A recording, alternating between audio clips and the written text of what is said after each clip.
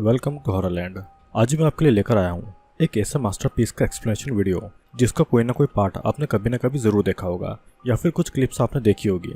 ये मूवी इस तरीके का हॉरर सेट करती है जो कि मैंने अपने लाइफ में कभी नहीं देखा था। वैसे तो आपको वीडियो के थंबनेल और टाइटल से ये पता चल ही गया होगा कि इस मूवी का नाम है फाइनल डेस्टिनेशन ब्लड लाइन्स। ये सीरीज की 6th मूवी है और इसके पहले भी इस मूवी के 5 पार्ट आ चुके हैं जो कि बहुत ज़्यादा फेमस और बहुत ज़्यादा इंटरेस्टिंग है। तो चलिए आइए देखते हैं कि ब्लड लाइन्स में क्या होने वाला है। दोस्तों, कहानी की शुरुआत होती है एक रेलवे ट्रैक से जिसके पास से एक रेड कलर की कार निकल रही थी। वैसे तो सीन बहुत ही छोटा है लेकिन ये सीन बहुत ही इंपॉर्टेंट है, तो आप इस सीन को अपने माइंड में ध्यान रखिएगा, बाद में आपको जरूर याद आने वाला है। कार के अंदर एक कपल था जिनका नाम था पॉल और आयरिस। पॉल आयरिस को ब्लाइंडफोल्ड करके सरप्राइज देने वाला था और कुछ ही देर में दोनों एक जगह पर आकर रुकते हैं जो कि एक स्काई व्यू रेस्टोरेंट था। यह रेस्टोरेंट जमीन से काफी ऊंचे एक टावर के ऊपर बना हुआ था और इस रेस्टोरेंट की ओपनिंग आज ही थी। पॉल ने बड़े जुगाड़ लगाकर इस टावर की एंट्री ली थी। दोनों फिर अंदर एंटर होते हैं लेकिन आयरिस रेडियो पर नोटिस करती है कि कोई बर्न बर्न बार बार बोले जा रहा है। फिर एक लड़का एक सिक्के को फाउंटेन में डाल रहा था लेकिन तभी गार्ड उससे कहता है कि ये बेड लक होता है और इस इंसिडेंट को आयरिस दूर से खड़ी होकर देख रही थी। अंदर जाने से पहले सभी गेस्ट का एक फोटोशूट भी होता है। फिर एक लिफ्ट के जरिए सभी ऊपर जाते हैं लेकिन लिफ्ट फुल हो चुकी थी और आयरिस अगले राउंड में जाना चाहती थी, पर लिफ्ट की अटेंडर उन्हें बुला लेती है और लिफ्ट ओवरलोड हो जाती है। लिफ्ट अटेंडर सभी गेस्ट को कहती है कि ये प्रोजेक्ट टाइम से 5 महीने पहले ही बनकर पूरा हो गया था, जिस पर आयरिस को इसकी मजबूती के ऊपर शक होता है। लेकिन फिर भी सभी टावर के टॉप पर आ पहुंचते हैं जहां पर पॉल को पता चलता है कि उन्हें रेस्टोरेंट में सीट नहीं मिल पाई और रिसेप्शनिस्ट उन्हें बाहर रहने के लिए कहता है। आयरिस और बॉबी फिर शीशे से पूरे शहर को देखते हैं जो कि आयरिस को बहुत ही खूबसूरत लग रहा था। और फिर आयरिस बॉबी के कोट में गुलाब का फूल लगाती है। फूल में लगे कांटे से उसकी उंगली कट जाती है और उसका खून निकलने लगता है। बॉबी फिर दोनों के लिए शैंपेन लेने जाता है और जब वो वापस आता है तो आयरिस को वॉशरूम में जाना था। तभी एक और शैंपेन की बोतल खुलती है और उसका कॉर्क ऊपर लगे झूमर पर पड़ता है जिससे कि झूमर का एक क्रिस्टल नीचे ग्लास के फ्लोर पर गिरता है। साथ ही हम ये भी नोटिस करते हैं कि टावर के कुछ स्क्रू भी ढीले हो रहे थे। यहाँ पर बाथरूम में आयरिस उल्टिया कर रही थी। तभी उसे रेस्टोरेंट के सिंगर और उसका बेटा दिखाई देता है। वो सिंगर आयरिस से पूछती है कि वो कितना महीने से प्रेग्नेंट है। तभी आयरिस उसे बताती है कि उसके बॉयफ्रेंड को नहीं पता है कि वो प्रेग्नेंट है। फिर आयरिस वापस पॉल के पास में आती है और दोनों ताज़ी हवा खाने के लिए टावर के सबसे ऊपर टॉप वाले एरिया में चले आते हैं जहाँ पर पॉल आयरिस को प्रपोज करने वाला था। लेकिन आयरिस देखती है कि वो सिक्के फेंकने वाला बच्चा फिर से सिक्के को टावर से जमीन पर फेंक रहा था, जिससे गार्ड रोक लेता है। पॉल फिर आयरिस को प्रपोज करता है और आयरिस भी उसे अपने प्रेग्नेंट होने के बारे में बताती है। तभी आयरिस देखती है कि वो बच्चा फिर से सिक्के को टावर से फेंक रहा था लेकिन वो सिक्का एसी डक्ट में फंसकर एक फैन में अटक जाता है। फिर आयरिस और बॉबी नीचे फ्लोर पर जाते हैं डांस करने के लिए, लेकिन झूमर से जो क्रिस्टल टूटकर गिरा था उससे ग्लास का फ्लोर डैमेज हो चुका था। साथ ही टावर के बोल्ट भी लोगों के वजन के कारण लूज हो रहे थे। फैन में फंसा हुआ कॉइन स्पीड से वहां से निकलता है और एसी की गैस को लीक कर देता है। गैस पूरे रूम में लीक हो रही थी। तभी आयरिस को कुछ अजीब फील होता है जिससे कि आयरिस सब कुछ सेंस कर पा रही थी। लेकिन तभी अचानक ग्लास फ्लोर टूट जाता है और बहुत से लोग नीचे गिर जाते हैं। पॉल ने टूटे ग्लास को पकड़ रखा था लेकिन उसके हाथ में कटे ग्लास से चोट लगने के कारण वो भी नीचे गिरकर मारा जाता है। साथ ही रेस्टोरेंट के स्टोव से आग लग जाती है जिसमें एक लेडी झुलसकर स्काई व्यू वाले एरिया में आती है जहाँ पर गैस लीक हो रही थी, जिससे कि एक बहुत ही भयानक ब्लास्ट होता है और पूरे टावर में लोग जलकर यहाँ वहाँ भाग रहे थे। नीचे जाने की सीढ़ियां भी टूट चुकी थी लेकिन वो बच्चा जैसे जैसे सीढ़ी तक पहुंच जाता है। सभी लोग फिर लिफ्ट की तरफ भागते हैं और लिफ्ट में घुसने के लिए लोग मारामारी कर रहे थे। एक बूढ़ा आदमी आयरिस को पीछे धक्का देता है और वो लिफ्ट में आधा घुस ही रहा था और तभी लिफ्ट ओवरलोड होने के कारण रस्सी टूट जाने की वजह से लिफ्ट नीचे गिरती है और बूढ़े का आधा शरीर कुचल जाता है। आयरिस अपनी जान बचाने के लिए इधर उधर भाग रही थी कि तभी फ्लोर में क्रैक आता है और वो एक तरफ झुक जाती है। आयरिस एक लेडी को बचाने की कोशिश कर रही थी। उसके ऊपर पियानो गिरने वाला था लेकिन वो एक जगह पर अटक जाता है। पर तभी होता यह है कि वो सिक्का फिर से पियानो के ऊपर गिरता है जिससे कि पियानो डिसबैलेंस होता है और पियानो लेडी के ऊपर गिर जाता है जिससे वो लेडी पूरी तरीके से पिचक जाती है।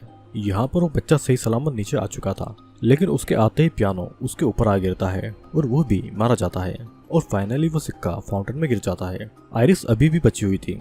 तभी उसे सिंगर का बच्चा दिखाई पड़ता है जिसे बचाने की पूरी कोशिश करती है लेकिन पूरा फ्लोर टूटकर नीचे गिर रहा था, जिससे आयरिस उस बच्चे के साथ साथ नीचे गिरती है लेकिन उसकी रिंग कंक्रीट में फंस जाती है। वो रिंग उसका वेट ज्यादा देर तक नहीं झेल पाती है जिससे कि उसकी उंगली की पूरी चमड़ी उखड़ जाती है और आयरिस उस बच्चे के साथ में सीधा जमीन पर आ गिरती है और एक रोड आयरिस के मुंह के आर पार हो जाती है जिससे कि आयरिस मारी जाती है। सडनली सीन चेंज होता है और हम स्टेफनी को देखते हैं जो कि अपने क्लास में थी और जोर जोर से चिल्ला रही थी क्योंकि उसी ने अभी अभी बुरा सपना देखा था।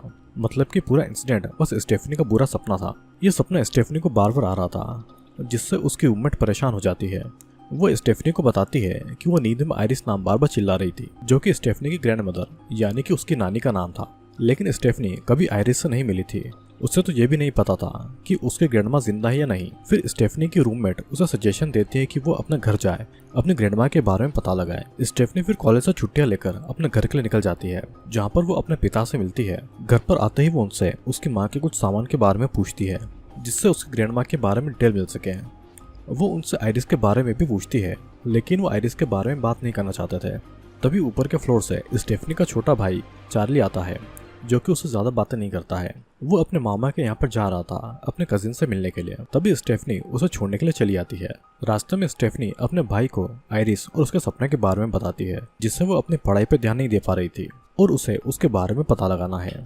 जल्दी दोनों अपने कजिन के घर पर आप पहुंचते हैं जो कि बॉबी, एरिक और जूलिया थे।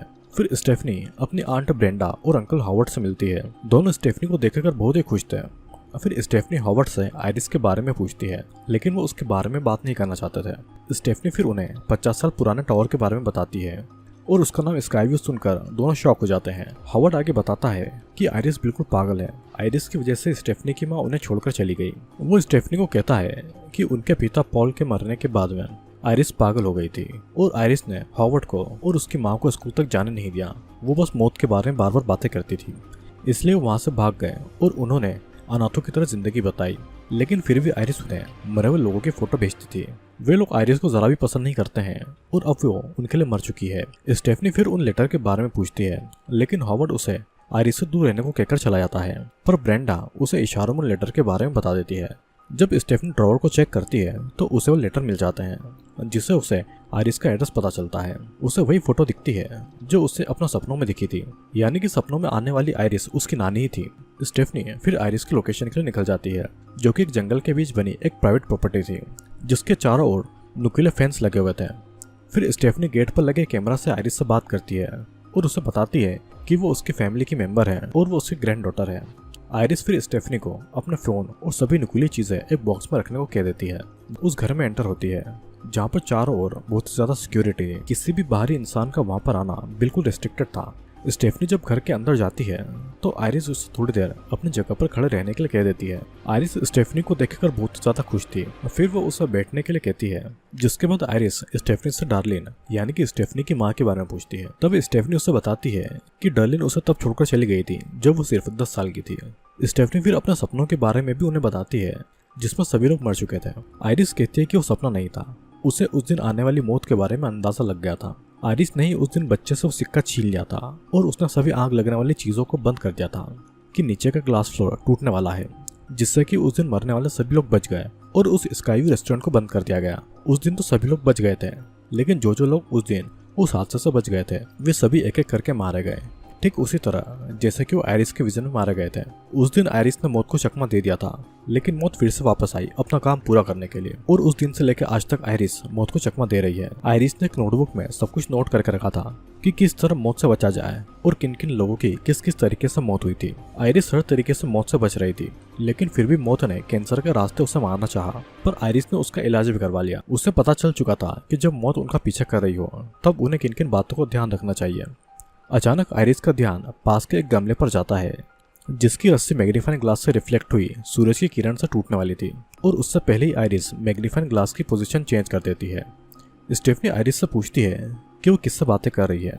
तभी आयरिस कहती है कि मौत से, क्योंकि मौत को पता है कि स्टेफनी के आने से उसका ध्यान भटक रहा है। आयरिस स्टेफनी को बताती है कि उसने मौत से बचने की सारी बातें किताब में लिख रखी है। पिछले 20 सालों में आयरिस कभी यहाँ से बाहर नहीं गई और वो यहीं पर रहकर सारी चीजें स्टेफनी को सिखाने वाली थी, पर स्टेफनी यहाँ पर नहीं रुक सकती थी, उसे तो यहाँ से जाना था। स्टेफनी को भी बाकी लोगों की तरह लग रहा था कि आयरिस पागल हो चुकी है। स्टेफनी आयरिस के घर से बाहर निकल जाती है और जैसे ही आयरिस स्टेफनी को रोकने के लिए अपना कदम घर के बाहर रखती है, मौत को ये बात पता चल चुकी थी और वो अपना खेल दिखाना शुरू कर देती है। आयरिस स्टेफनी को जाने से पहले वो किताब देती है और उसको बताती है कि अपने परिवार को बचाने के लिए इस किताब में वो सब कुछ लिखा है जिससे मौत उनके करीब आ सकती है। स्टेफनी को अभी भी यकीन नहीं हो रहा था और इसीलिए ही आयरिस 20 सालों के बाद घर से बाहर आई थी। वो स्टेफनी को एक कदम पीछे रहने के लिए कहती है और अगले ही पल एक लोहे की रॉड आयरिस के मुंह के आर पार हो जाती है, जैसे कि सपने में उसके मुंह के आर पार रॉड हुई थी। और सिर्फ स्टेफनी को यकीन दिलाने के लिए आयरिस ने अपनी जान दी। अगले सीन में हम देखते हैं कि आयरिस की फैमिली यानी कि हॉवर्ड ने उसका फ्यूनरल कर दिया है। स्टेफनी हॉवर्ड को बताती है कि मौत अब उनके लिए आ रही है। तभी वहाँ पर स्टेफनी की मॉम डर्लिन आती है, जो कि कैंपर वैन में रहती थी। उसका भाई हॉवर्ड उससे मिलने आता है लेकिन स्टेफनी अपनी माँ को पसंद नहीं करती थी क्योंकि वो उसे छोड़कर चली गई और ये सारी चीजें वो अपने भाई चार्ली को बता रही थी। तब चार्ली स्टेफनी को कहता है कि वो भी ऐसा ही करती है। वो हमेशा या तो अपने दोस्तों के साथ में रहती है या फिर अपने कॉलेज में। अब वो एक फोन तक नहीं करती है और वो ठीक अपनी माँ की तरह है। ये कहकर चार्ली वहाँ से चला जाता है। यहाँ पर स्टेफनी को भी अब मौत का एहसास होने लगा था और वो आयरिस की बुक को खोलकर देखती है और समझ जाती है कि अब बारी उसकी फैमिली की है। इधर हॉवर्ड के घर पर एक गैदरिंग थी और सभी लोग प्रिपरेशन कर रहे थे। तभी बॉबी से एक ग्लास टूट जाता है और कांच का एक टुकड़ा बर्फ में चला जाता है, लेकिन ये बात उसे नहीं पता चलती है। फिर वहाँ पर डर्लिन आती है, जिसे देखने के लिए एरिक अपनी बियर रख देता है। डर्लिन सबके लिए पीनट बटर लेकर आई थी, लेकिन पीनट बटर से बॉबी को एलर्जी थी और ये बात डर्लिन को नहीं पता थी। फिर बॉबी सबके लिए ड्रिंक बनाता है और उन ड्रिंक में वो बर्फ डालता है जिसमें कांच का टुकड़ा था। जिसके बाद सभी आयरिस की मौत का दुख जताते हैं और हॉवर्ड कहता है कि जितना टाइम बचा है सभी साथ में बिताएंगे। जूलिया को ड्रिंक में कुछ फील होता है और शायद वो कांच का टुकड़ा उसके मुंह में जा चुका था, लेकिन असल में कांच का टुकड़ा नहीं बल्कि एक कीड़ा था जो कि उसके ड्रिंक में था। इधर स्टेफनी को आयरिस के बुक में वो कॉइन मिलता है और वो देखती है कि मौत किन किन तरह से उसके पास में आ सकती है। अगेन सीन हॉवर्ड के घर पर आता है, जहाँ पर चार्ली और बॉबी ट्रैम्पोलिन पर कूद रहे थे, लेकिन उनके नीचे एक शॉवल मौजूद था। एरिक भी गैस का नॉब खुला छोड़ देता है जिससे कि आग का गुब्बार निकलता है, लेकिन वो बच जाता है। साथ ही स्टेफनी की फैमिली फोटो टूट जाती है और कांच का टुकड़ा स्टेफनी के पास में आता है। जिस ग्लास फ्लोर के टूटने से उस दिन हादसा हुआ था, मौत की शुरुआत कांच के टुकड़े से ही होगी। फिर इधर हॉवर्ड डर्लिन को वापस अपने घर पर आने के लिए कहता है, लेकिन वो वापस नहीं आना चाहती थी। स्टेफनी सभी को मौत के बारे में चेतावनी देना चाहती थी और वो चार्ली को कॉल कर रही थी, जो कि टूटे हुए ट्रैम्पोलिन पर कूद रहा था, जिसके नीचे वही नुकीली शॉवेल थी, लेकिन वो फोन नहीं उठाता है। इधर वो कांच का टुकड़ा स्टेफनी के पिता के ड्रिंक में था, वो उसे पीने ही वाले थे, लेकिन चार्ली और बॉबी हॉवर्ड को ट्रैम्पोलिन पर बुला लेते हैं। हॉवर्ड ट्रैम्पोलिन के ऊपर चढ़ता है, लेकिन डार्लिन उस शॉवल को देख लेती है और उसे हटा लेती है। तभी ब्रेंडा से एरिक की बियर बोतल गिर जाती है, जिससे कि पानी का टैप खुल जाता है और उस कारण शॉवल भी गिर जाती है। इधर स्टेफनी भी वहां पर पहुंच चुकी थी। तभी एक के बाद एक चीजें होना शुरू होती है।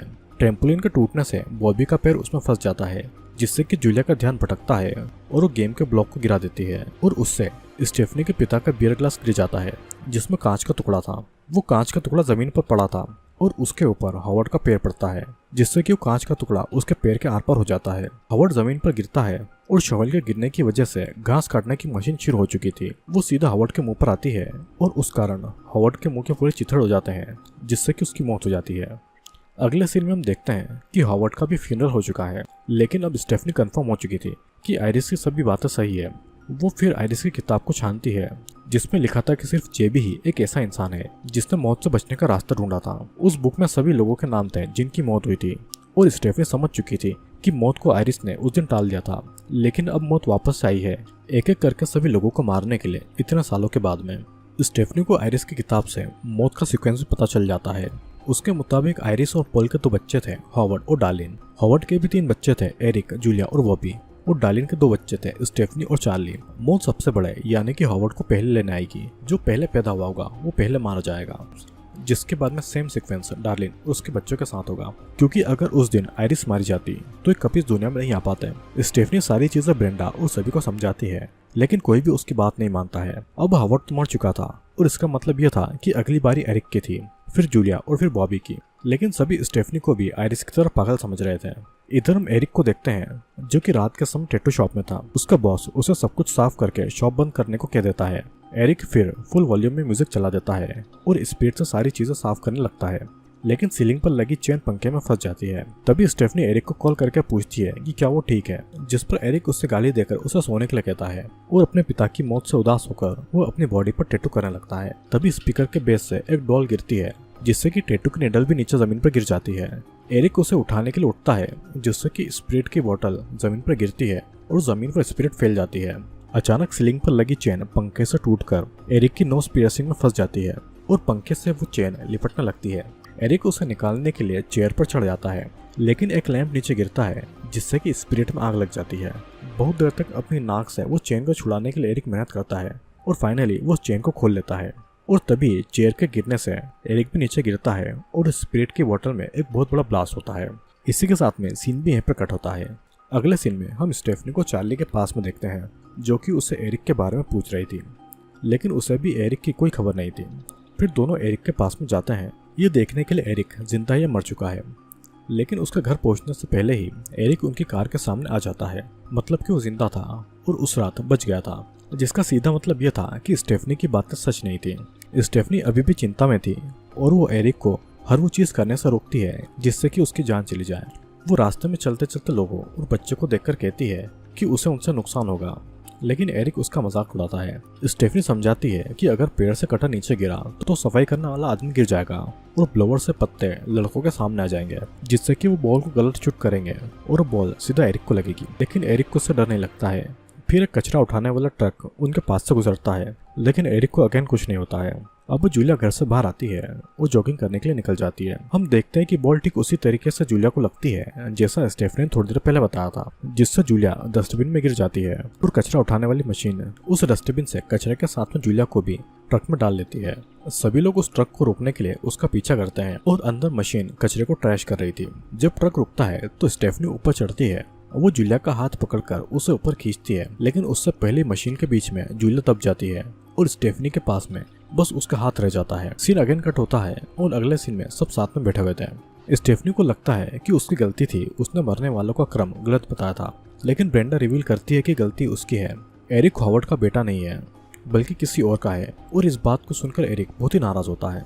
अब इसका मतलब यह था कि अगली बारी बॉबी की है। चार्ली स्टेफनी से कहता है कि उसने बिल्कुल ठीक तरीका बताया था कि कैसे फुटबॉल लग सकती है। ये बात स्टेफनी ने आयरिस की किताब से सीखी थी और वो इससे बाकी लोगों को बचा सकती थी। स्टेफनी को याद आता है कि जेबी एक ऐसा इंसान था जो कि बच गया था। तभी डार्लिन को याद आता है कि उसकी माँ के लेटर से उसे पता चला था कि जेबी हॉस्पिटल में काम करता है और सभी लोग जेबी को ढूंढने के लिए निकल जाते हैं। रास्ते में डार्लिन स्टेफनी को बताती है कि उसने इसलिए स्टेफनी और बाकी लोगों को छोड़ा था क्योंकि उसके दिमाग में मौत बस चुकी थी, जो कि आयरिस ने उसके दिमाग में डाली थी। उसे हर समय लगता था कि उसके बच्चे स्टेफनी और चार्ली किन किन तरीकों से मारे जा सकते हैं और इसलिए उसने उन्हें छोड़ दिया। फिर सभी लोग हॉस्पिटल में आकर जेबी से मिलते हैं, जो कि मॉर्ग में काम करता था। जेबी को इन सभी मौतों के बारे में पहले से पता था। जेबी वही लड़का था जिससे आयरिस ने स्काईव्यू में बचाया था। आयरिस ने जो बातें अपनी फैमिली को बताना चाहिए थी वो बातें उसने जेबी को भी बताई थी, और जेबी आज तक इसी वजह से जिंदा था, जिसके बदले में जेबी ने आयरिस का कैंसर ठीक करने में उसकी मदद की। जेबी बताता है कि मौत को हराने के बस दो ही तरीके हैं, या तो किसी की जान लो या फिर खुद मर जाओ। अगर किसी इंसान को मार दिया तो उसका बचा हुआ समय उन्हें मिल जाएगा, और जेबी भी ठीक इसी तरीके से बचा था। एक और तरीका था अगर कोई मरकर वापस आ जाए। कि एक लेडी थी किम्बरली नाम की, जो कि मर चुकी थी, लेकिन डॉक्टर्स उसे मौत के मुंह से वापस ले आए। पर इस काम में बहुत ही रिस्क था। अगर उन्होंने मौत के साथ में छेड़छाड़ की तो वो उसका और भयानक रूप दिखाएगी। ये कहकर जेबी वहां से चला जाता है और एक मैसेज देता है कि जिंदगी बहुत ही खूबसूरत होती है और इसलिए हर एक पल को एंजॉय करना चाहिए। तभी एरिक के दिमाग में एक प्लान आता है। बॉबी को पीनट बटर से एलर्जी थी, तो इसलिए बॉबी पीनट बटर खाएगा और जैसे ही वो मरने वाला होगा एरिक उसे मेडिसिन देकर मौत के मुंह से वापस ले आएगा। स्टेफनी ऐसा करने से मना करती है, लेकिन तब तक वे दोनों वहां से चले जाते हैं। उनका आइडिया था कि पहले वो एक वेंडिंग मशीन से पीनट खरीदेंगे, लेकिन मशीन से पैकेट बाहर नहीं आता है। तब एरिक उसके ऊपर एक पंच करता है, जिससे कि मशीन का ग्लास थोड़ा सा क्रैक हो जाता है। अभी भी वो पैकेट बाहर नहीं आता है तो एरिक उसे हिलाने लगता है, जिससे कि उसकी स्प्रिंग टूट जाती है। फिर एरिक बॉबी के एक रूम में बैठा देता है जहाँ पर एमआरआई मशीन रखी हुई थी। एरिक एक चेयर लेने के लिए जाता है और दरवाजा बंद करते समय दरवाजे के इम्पैक्ट से एमआरआई मशीन स्टार्ट हो जाती है। फिर एरिक एक चेयर लाकर बॉबी के पास में रखता है और वो उसे पीनट खाने को देता है, जिसके बाद में बॉबी की सांसें रुकने लगती है। एरिक उसके मरने तक वो मेडिसिन नहीं देने वाला था, लेकिन उन्हें ये नहीं पता था कि एमआरआई मशीन शुरू हो चुकी थी। तभी चार्ली एरिक को फोन करता है और जैसे ही एरिक फोन को अपनी जेब से निकालता है वो एमआरआई मशीन की मैग्नेटिक पावर से चिपक जाता है। धीरे धीरे मशीन की मैग्नेटिक पावर बढ़ती जा रही थी और एरिक की बॉडी के सभी मेटल पियर्सिंग उसकी बॉडी से उखड़कर मशीन में चले जाते हैं। फिर एक मेटल चेयर पीछे से आती है, जिसके साथ एरिक भी मशीन से चिपक जाता है और चेयर के पार्ट्स एरिक की बॉडी को फाड़ते हुए मशीन के अंदर घुस जाते हैं। जैसा कि जेबी ने कहा था कि अगर मौत के साथ में छेड़छाड़ की तो मौत अपना और खतरनाक रूप दिखाएगी। एरिक मौत की लिस्ट में नहीं था, लेकिन फिर भी मौत से छेड़छाड़ करने की वजह से वो मारा गया। इधर मशीन की मैग्नेटिक पावर और बढ़ती जा रही थी। आसपास की चीजें भी उसकी मैग्नेटिक पावर से खींची आ रही थी। बॉबी जो कि अभी तक अधमरा हो चुका था, वो रेंगते हुए एरिक के हाथ से वो मेडिसिन लेने जा रहा था। जिससे तैसे वो उसे मेडिसिन लेता है और अपनी बॉडी में इंजेक्ट करता है, जिससे कि वो तुरंत ही ठीक हो जाता है। तभी एक नर्स गेट को खोल देती है, जिससे कि सामने की वेंडिंग मशीन से स्प्रिंग ग्लास तोड़कर सीधा बॉबी के सर में घुस जाती है और बॉबी भी मारा जाता है। अब बचे तो सिर्फ डार्लिन, स्टेफनी और चार्ली। तभी स्टेफनी को आयरिस का केबिन याद आता है, जहाँ पर वो बच सकते हैं। डार्लिन कहती है कि वो अपने आप को हमेशा उस केबिन में कैद करके रखेगी, ताकि मौत उसके पास में नहीं आए। अगर वो नहीं मरी तो स्टेफनी और चार्ली भी बच जाएंगे।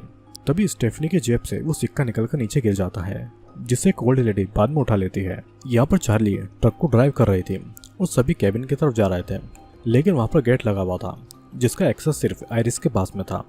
इसलिए स्टेफनी ट्रक से उस गेट को तोड़ देती है, लेकिन ब्रेक लगाते समय स्टेफनी की सीट बेल्ट लॉक हो गई थी। इधर मौत भी उनकी ओर बढ़ रही थी।